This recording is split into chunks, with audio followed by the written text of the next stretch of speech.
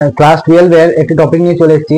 টপিকটি হলো কিউবের ক্ষেত্রে ইকুইভ্যালেন্ট রেজিস্ট্যান্স এবং ক্যাপাসিটর বার করার একটি ট্রিকটি ভালো করে দেখে নাও। এই রকম ধরনের যদি কিউব থাকে আর যদি সমস্ত এই এজে সব এজগুলোতে যদি সেম রেজিস্ট্যান্স থাকে, সেম রেজিস্ট্যান্স আর আর আর যা কিছু হতে পারে, আমি আর নিচে যদি 2R হয় 2R হতে পারে, 3R হলে 3R হতে পারে, অর্থাৎ NR যদি হয় অসুবিধা কিছু নাই।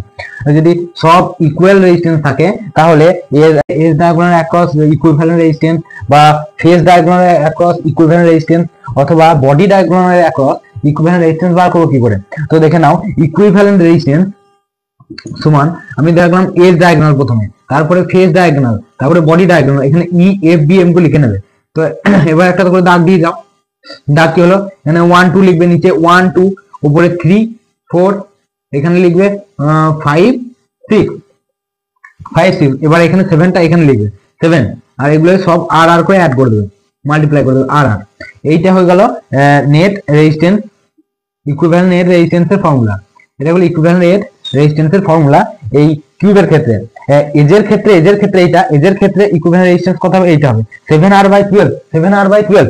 ফেজ ডায়াগোনালের ক্ষেত্রে কি হবে 3R/4, আর বডি ডায়াগোনালের ক্ষেত্রে কি হবে 5R/6। এইবার যদি আমি এই আর এর জায়গায় ক্যাপাসিটর যোগ করে দিই তাহলে ক্যাপাসিটরের ক্ষেত্রে ইকুইভ্যালেন্ট ক্যাপাসিটর কি হবে দেখে নাও। যেখানে যেখানে আর আছে আমি এই আর এর জায়গায় রিপ্লেস করব 1/c দিয়ে। আর এর জায়গায় রিপ্লেস করব কি 1/c দিয়ে। তাহলে সি ইকুইভ্যালেন্ট কি হবে, সি ইকুইভ্যালেন্ট যদি এই একটার ক্ষেত্রে দেখি, এজের ক্ষেত্রে দেখি আগে এজের ক্ষেত্রে কি হবে।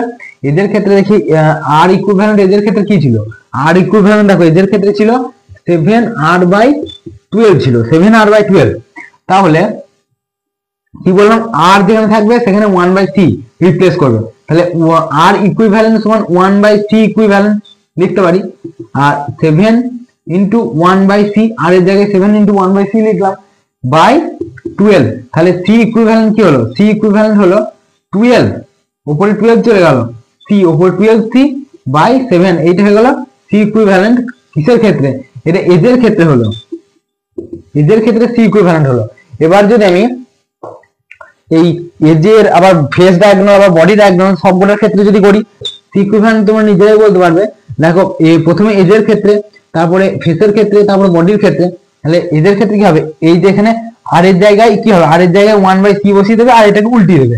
আর এর জায়গায় 1/c বসিয়ে আর ইকুইভ্যালেন্ট কে রিভার্স করে দেবে।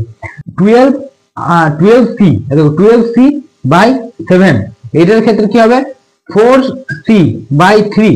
এটার ক্ষেত্রে কি হবে 6c বাই 5 6c বাই 5। এইটা হয়ে গেল কিউবের ক্ষেত্রে ফর কিউবিক সার্কিট। কিউবিক সার্কিটের জন্য এই ইকুইভ্যালেন্ট রেজিস্ট্যান্স এবং ইকুইভ্যালেন্ট ক্যাপাসিট্যান্স বার করা একটি ট্রিক।